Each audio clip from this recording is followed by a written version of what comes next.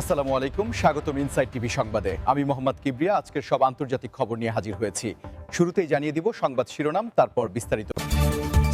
ইরানের পথে বিশ্বের বৃহত্তম বিমানবাহী রণতরী। পারমাণবিক চুক্তিতে রাজি হতে ইরানকে ১০-১৫ দিন সময় দিলেন ট্রাম্প।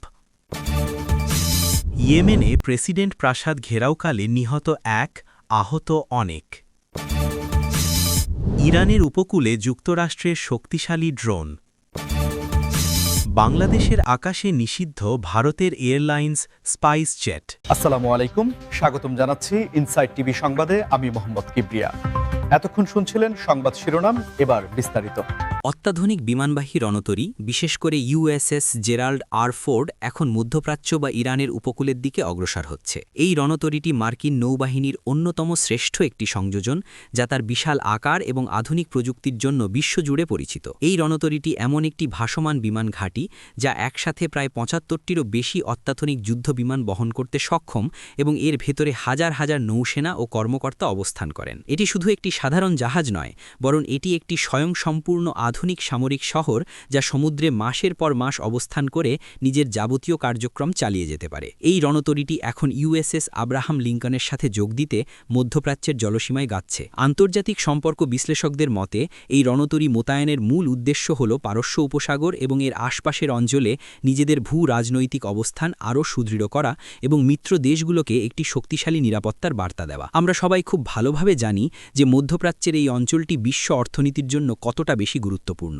বিশ্বের মোট জ্বালানি তেলের একটি বিশাল অংশ এই পারস্য উপসাগর এবং হরমুজ প্রণালী দিয়ে পরিবাহিত হয়ে থাকে। তাই এই অঞ্চলে যে কোনো ধরনের উত্তেজনা বা অস্থিতিশীলতা সরাসরি বিশ্ববাজারের তেলের দাম এবং বৈশ্বিক সাপ্লাই চেনের উপর গভীর প্রভাব ফেলতে পারে। যখনই এমন কোনো বিশাল রণতরী কোনো নির্দিষ্ট অঞ্চলের দিকে অগ্রসর হয়, তখন তা শুধু সামরিক বিষয় হিসেবে সীমাবদ্ধ থাকে না, বরং এর সাথে জড়িয়ে থাকে আন্তর্জাতিক কূটনীতি, অর্থনীতি এবং বৈশ্বিক নিরাপত্তার নানা দিক। অনেকেই মনে করছেন এই রণতরী পাঠানোর মাধ্যমে যুক্তরাষ্ট্র মূলত একটি ডিটারেন্স বা প্রতিরোধমূলক কৌশল গ্রহণ করেছে, যাতে ওই অঞ্চলে বাণিজ্যের পথ উন্মুক্ত থাকে এবং কোনো ধরনের অনাকাঙ্ক্ষিত অস্থিতিশীল পরিস্থিতি তৈরি না হয়। আধুনিক কূটনীতিতে এ ধরনের পদক্ষেপকে নিজেদের অবস্থান শক্তিশালী করার একটি অন্যতম উপায় হিসেবে দেখা হয়।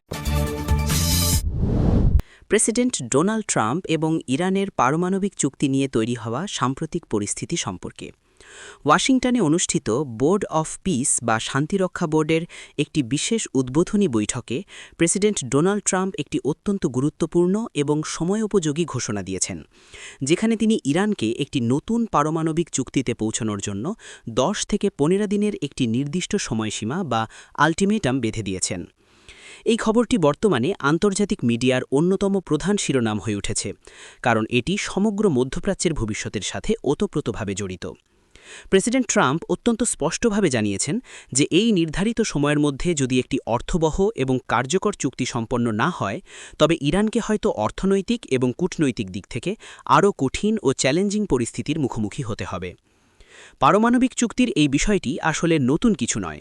বহু বছর ধরেই ইরানের পারমাণবিক কর্মসূচি নিয়ে পশ্চিমা দেশগুলোর সাথে এক ধরনের স্নায়বিক উত্তেজনা এবং কূটনৈতিক টানাপড়েন চলে আসছে। এর আগে ২০১৫ সালেও একটি ঐতিহাসিক চুক্তি স্বাক্ষরিত হয়েছিল, যা joint comprehensive plan of action বা JCPOA নামে পরিচিত। কিন্তু পরবর্তীতে সেই চুক্তির ভবিষ্যৎ নানা রাজনৈতিক কারণে চরম অনিশ্চয়তার মুখে পড়ে। এখন নতুন করে এই সময়সীমা বেঁধে দেওয়ার মাধ্যমে মার্কিন প্রশাসন মূলত আলোচনার প্রক্রিয়াটিকে ত্বরান্বিত করতে চাইছে এবং একটি স্থায়ী সমাধানের দিকে এগোতে চাইছে। প্রেসিডেন্ট ট্রাম্পের ভাষ্যমতে এই চুক্তিটি শুধু যুক্তরাষ্ট্রের স্বার্থের জন্যই নয়, বরং পুরো অঞ্চলের দীর্ঘমেয়াদী শান্তি ও স্থিতিশীলতার জন্য অপরিহার্য। তিনি মনে করেন একটি নির্দিষ্ট এবং স্বচ্ছ চুক্তির মাধ্যমে যদি পারমাণবিক কার্যক্রমকে পুরোপুরি বেসামরিক সীমার মধ্যে রাখা যায়, তবে তা বিশ্ব নিরাপত্তার জন্য একটি বড় মাইল ফলক হিসাবে কাজ করবে। অন্যদিকে ইরানের দিক থেকেও বিভিন্ন মাধ্যমে বলা হচ্ছে যে তারাও একটি সম্মানজনক চুক্তিতে পৌঁছতে আগ্রহী, তবে সেই চুক্তিতে তাদের অর্থনৈতিক স্বাধীনতা এবং অন্যান্য জাতীয় অধিকারের বিষয়টি অবশ্যই নিশ্চিত করতে হবে। ইয়েমেন থেকে, যেখানে একটি অত্যন্ত অনাকাঙ্ক্ষিত এবং উত্তেজনাকর পরিস্থিতির সৃষ্টি হয়েছে। ইয়েমেনের অন্তর্বর্তীকালীন রাজধানী এডেনে অবস্থিত প্রেসিডেন্ট প্রাসাদ, যা আল মাশিক প্রেসিডেন্সিয়াল প্যালেস নামে পরিচিত, সেখানে একটি বড় ধরনের ঘেরাওয়ের ঘটনা ঘটেছে। আন্তর্জাতিক সংবাদমাধ্যমের খবর অনুযায়ী একদল বিক্ষোভকারী যখন প্রাসাদে জোরপূর্বক প্রবেশের চেষ্টা করে তখন সেখানে নিরাপত্তার দায়িত্বে থাকা রক্ষীদের সাথে তাদের ব্যাপক সংঘর্ষ হয় এবং এই দুর্ভাগ্যজনক ঘটনায় অন্তত একজন নিহত ও বেশ কয়েকজন আহত হয়েছেন। এই ঘটনাটি এমন একটি গুরুত্বপূর্ণ সময় ঘটল যখন আন্তর্জাতিকভাবে স্বীকৃত ইয়েমেনের নতুন সরকার প্রধানমন্ত্রী শায়া মোহসেন আল জিন্দানির নেতৃত্বে এই প্রাসাদে তাদের প্রথম আনুষ্ঠানিক বৈঠক করছিল। ইয়েমেনের এই দীর্ঘস্থায়ী রাজনৈতিক অস্থিতিশীলতা আসলে একদিনে তৈরি হয়নি। দীর্ঘ সময় ধরে চলা অভ্যন্তরীণ কোন্দল এবং ক্ষমতার দ্বন্দ্ব দেশটিকে একটি গভীর অর্থনৈতিক এবং মানবিক সংকটের দিকে ঠেলে দিয়েছে। এডেন শহরটি বর্তমানে সরকারের একটি অত্যন্ত গুরুত্বপূর্ণ প্রশাসনিক কেন্দ্র হিসাবে কাজ করছে, কিন্তু সেখানেও বিভিন্ন স্থানীয় এবং আঞ্চলিক গোষ্ঠীর মধ্যে প্রভাব বিস্তারের তীব্র লড়াই লেগেই আছে। সাউদার্ন ট্রানজিশনাল কাউন্সিল বা এসটিসি নামের একটি সংগঠনের সাথে সম্পৃক্ত বিক্ষোভকারীরা এই ঘেরাওয়ের চেষ্টা করেছিল বলে বিভিন্ন আন্তর্জাতিক সংবাদ মাধ্যম জানিয়েছে। নিরাপত্তা বাহিনী পরিস্থিতি নিয়ন্ত্রণে আনতে এবং প্রাসাদের নিরাপত্তা নিশ্চিত করতে বাধ্য হয়ে পদক্ষেপ নেয়, যার ফলে এই অনাকাঙ্ক্ষিত হতাহতের ঘটনা ঘটে। একটি দেশের নবগঠিত সরকার যখন তাদের প্রথম বৈঠক করে তখন তাদের প্রধান লক্ষ্য থাকে দেশের আইনশৃঙ্খলা পরিস্থিতি উন্নত করা এবং সাধারণ মানুষের জন্য একটি সুন্দর ও নিরাপদ ভবিষ্যৎ নিশ্চিত করা। কৌশলগতভাবে অত্যন্ত গুরুত্বপূর্ণ পারস্য উপসাগরীয় অঞ্চলে, তবে এবার বিষয়টি একটু ভিন্ন এবং প্রযুক্তিগত দিক থেকে অত্যন্ত কৌতূহলোদ্দীপক। সংবাদ মাধ্যমে প্রকাশিত সর্বশেষ তথ্য অনুযায়ী ইরানের উপকূলের খুব কাছাকাছি যুক্তরাষ্ট্রের একটি অত্যন্ত শক্তিশালী এবং অত্যাধুনিক নজরদারি ড্রোন দেখা গেছে। এই ড্রোনটি মূলত MQ-4B ট্রাইটন মডেলের, যা বর্তমান বিশ্বের অন্যতম সেরা এবং আধুনিক প্রযুক্তি সম্পন্ন একটি গোয়েন্দা ড্রোন হিসাবে সুপরিচিত।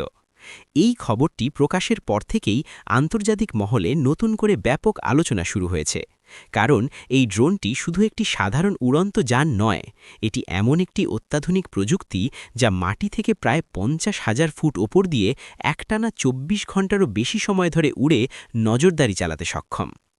এর ভেতরে থাকা অত্যাধুনিক 360 ডিগ্রি রাডার এবং আধুনিক সেন্সর সিস্টেম বিশাল জলরাশি এবং উপকূলীয় অঞ্চলের যে কোনো সূক্ষ্ম গতিবিধি নিখুঁতভাবে শনাক্ত করতে পারে। সংযুক্ত আরব আমিরাতের একটি বিমানঘাঁটি থেকে উড়ে এই ড্রোনটি পারস্য উপসাগর এবং হরমুজ প্রণালীর ওপর দিয়ে দীর্ঘ সময় ধরে নিয়মিত টহল দিচ্ছে। আপনারা হয়তো ভাবছেন, হঠাৎ করে এই অঞ্চলে ড্রোনের উপস্থিতি এতটা বেড়ে যাওয়ার আসল কারণ কি? আসলে বর্তমান কূটনীতি এবং আন্তর্জাতিক সম্পর্কের ক্ষেত্রে নির্ভুল তথ্য বা ইন্টেলিজেন্স হচ্ছে সবচেয়ে বড় এবং শক্তিশালী হাতিয়ার। যখন দুই দেশের মধ্যে কোনো গুরুত্বপূর্ণ চুক্তি নিয়ে আলোচনা চলতে থাকে বা এক ধরনের স্নায়বিক উত্তেজনা বিরাজ করে, তখন প্রতিটি দেশই চায় অপরপক্ষের গতিবিধি সম্পর্কে সর্বোচ্চ এবং সবচেয়ে নির্ভুল তথ্য সংগ্রহ করতে। নিরাপত্তা বিশেষজ্ঞরা মনে করছেন, প্রেসিডেন্ট ডোনাল্ড ট্রাম্প যে 10-15 দিনের সময়সীমা বেঁধে দিয়েছেন, সেই কূটনৈতিক প্রেক্ষাপটেই এই নজরদারি এতটা বাড়ানো হয়েছে। এর মাধ্যমে যুক্তরাষ্ট্র মূলত ওই স্পর্শকাতর অঞ্চলে নিজেদের নিরাপত্তা বলয় নিশ্চিত করতে চাইছে এবং কৌশলগতভাবে অত্যন্ত গুরুত্বপূর্ণ হরমুজ প্রণালীতে বাণিজ্যিক জাহাজ চলাচলের নিরাপত্তা নিবিড়ভাবে পর্যবেক্ষণ করছে। হরমুজ প্রণালী বিশ্বের এমন একটি গুরুত্বপূর্ণ নৌপথ যার ওপর দিয়ে প্রতিদিন বিশ্ববাজারের চাহিদার একটি বিশাল অংশের জ্বালানি তেল পরিবহন করা হয়। জনপ্রিয় বাজেট এয়ারলাইন্স স্পাইসজেটকে বাংলাদেশের আকাশসীমা ব্যবহারে নিষিদ্ধ করেছে বাংলাদেশের বেসামরিক বিমান চলাচল কর্তৃপক্ষ বা সংক্ষেপে বেবিচক। এটি একটি অত্যন্ত গুরুত্বপূর্ণ বাণিজ্যিক এবং অ্যাভিয়েশন বিষয়ক খবর, যা দুই দেশের বিমান পরিবহন ও যাত্রী সেবার সাথে সরাসরি যুক্ত। আন্তর্জাতিক বিমান চলাচলের নিয়ম অনুযায়ী, যখন কোনো দেশের যাত্রীবাহী বা কার্গো বিমান অন্য কোনো স্বাধীন দেশের আকাশসীমা ব্যবহার করে, তখন তাদেরকে একটি নির্দিষ্ট ফি বা ওভারফ্লাইট চার্জ বা ন্যাভিগেশন চার্জ পরিশোধ করতে হয়। এটি সারা বিশ্বেই একটি খুব সাধারণ, বৈধ এবং প্রতিষ্ঠিত নিয়ম। কিন্তু জানা গেছে যে স্পাইসজেট দীর্ঘদিন ধরে বাংলাদেশের আকাশসীমা ব্যবহার করলেও তাদের এই ওভারফ্লাইট চার্জের একটি বড় অংশ বকেয়া পড়েছিল, যার পরিমাণ প্রায় 30 লাখ মার্কিন ডলার বা বাংলাদেশি টাকায় কয়েক কোটি টাকার সমান। বারবার আনুষ্ঠানিক তাগাদা দেওয়ার পরও এই বিপুল পরিমাণ বকেয়া অর্থ পরিশোধ না করায় শেষ পর্যন্ত বাংলাদেশের কর্তৃপক্ষ এই কঠোর ব্যবসায়িক সিদ্ধান্ত নিতে বাধ্য হয়েছে। এই নিষেধ থাকার ফলে স্পাইসজেটের ফ্লাইটগুলোর ওপর বেশ বড় ধরনের নেতিবাচক প্রভাব পড়েছে। বিশেষ করে ভারতের কলকাতা থেকে গুয়াহাটি বা ইম্ফলের মতো উত্তর পূর্বাঞ্চলীয় শহরগুলোতে যাওয়ার ক্ষেত্রে স্পাইসজেটের বিমানগুলোকে এখন বাংলাদেশের আকাশসীমা এড়িয়ে অনেক দীর্ঘ পথ ঘুরে গন্তব্যে পৌঁছাতে হচ্ছে। এর ফলে শুধু যে যাত্রীদের অনেক মূল্যবান সময় বেশি লাগছে তা নয়, বরং এয়ারলাইন্সটির জ্বালানি খরচ এবং সামগ্রিক পরিচালন ব্যয়ও অনেক গুণ বেড়ে গেছে। এমনিতেই স্পাইসজেট বেশ কিছুদিন ধরে কিছু অভ্যন্তরীণ আর্থিক চাপের মধ্যে দিয়ে যাচ্ছিল এবং তাদের সাম্প্রতিক একটি আর্থিক প্রান্তিকে বেশ বড় অঙ্কের লোকসানও হয়েছিল। তার উপরেই নতুন আকাশসীমা ব্যবহারের নিষেধ থাকা তাদের জন্য একটি বড় ধাক্কা হিসেবে দেখা দিয়েছে।